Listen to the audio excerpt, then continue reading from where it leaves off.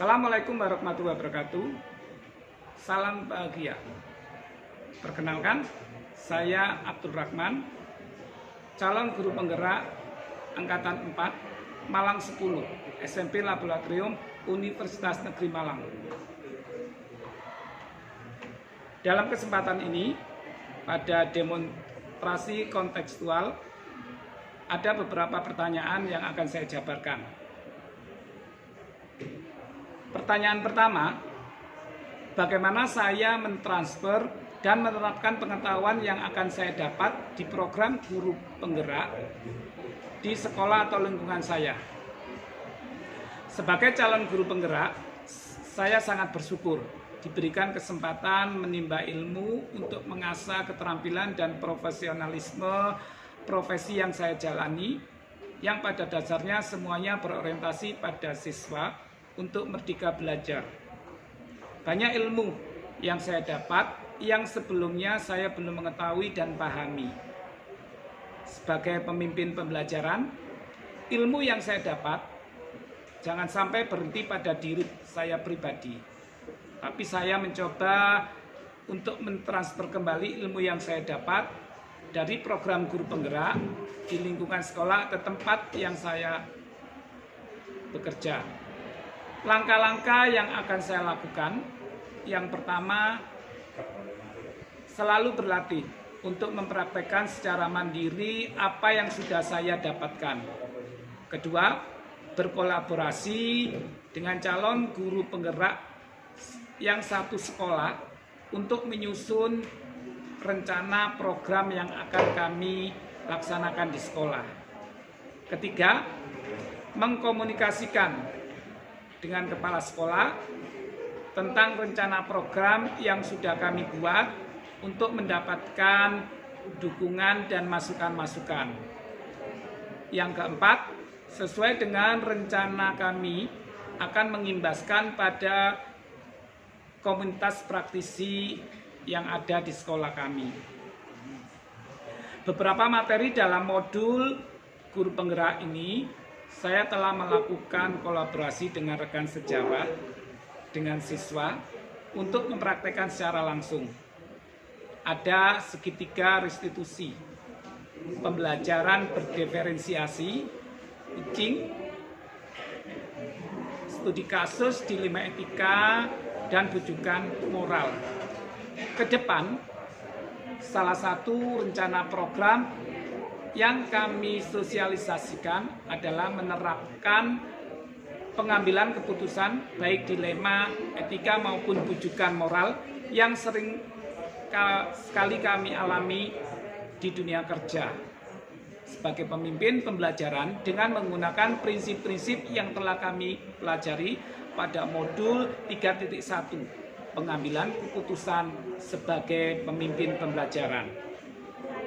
Maka sebelum mengambil keputusan berpegang pada 4 paradigma dalam dilema etika, 3 prinsip etika, dan 9 langkah pengambilan dan pengujian keputusan agar keputusan yang saya ambil benar-benar tepat dan efisien.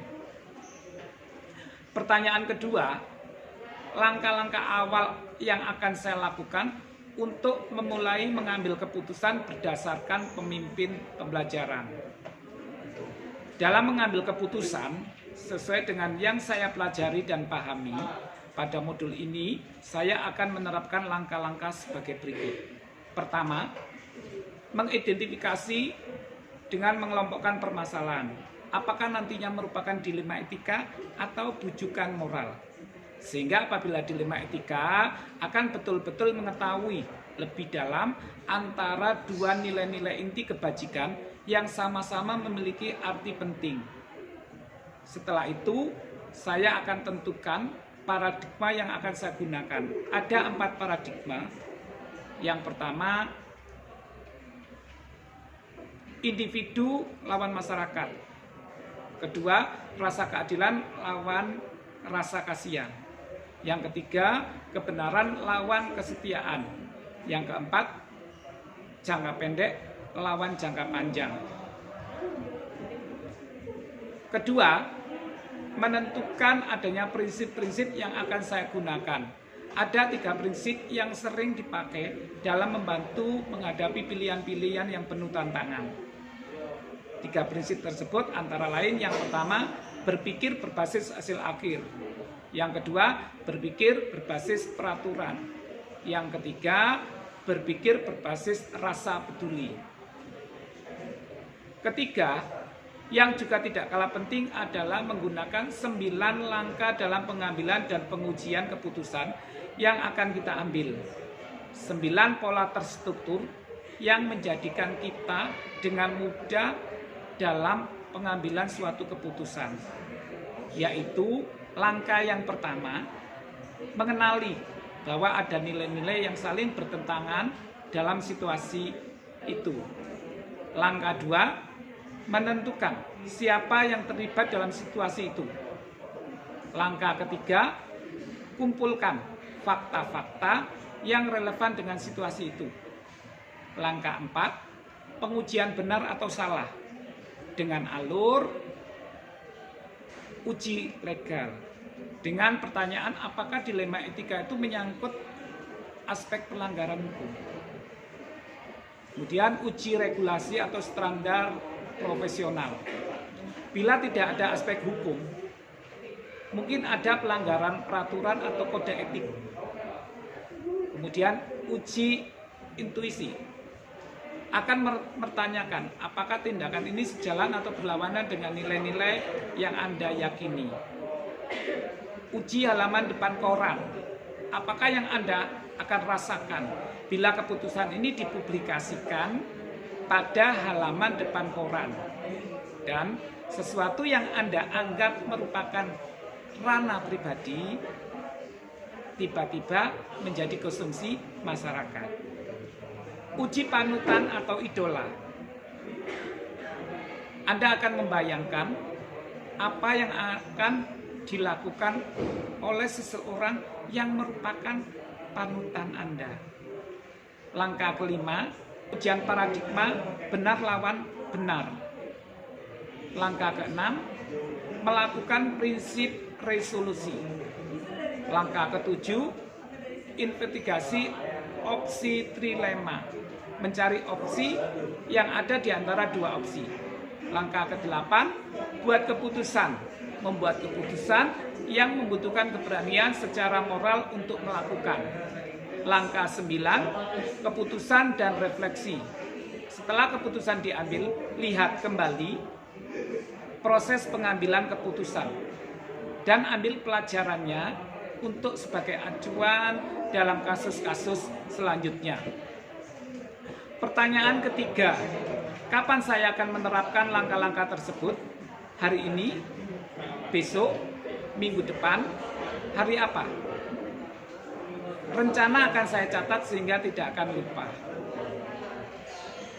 Penerapan dapat dilakukan kapan saja, karena kita tidak bisa memprediksi sesuatu hal yang terjadi. Bila sekarang pun ada suatu kasus, maka saya akan segera menyelesaikan dengan menggunakan langkah-langkah yang sebelumnya sudah saya praktekkan untuk menyelesaikan contoh kasus-kasus yang ada pada modul 3.1.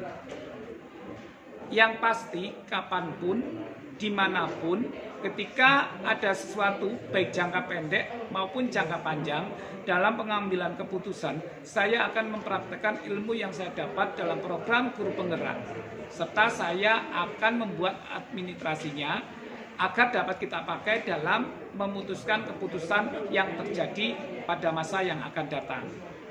Pertanyaan keempat,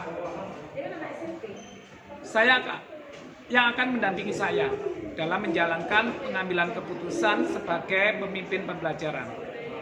Seseorang yang akan menjadi teman diskusi saya untuk menentukan apakah langkah-langkah yang saya ambil tepat dan efektif.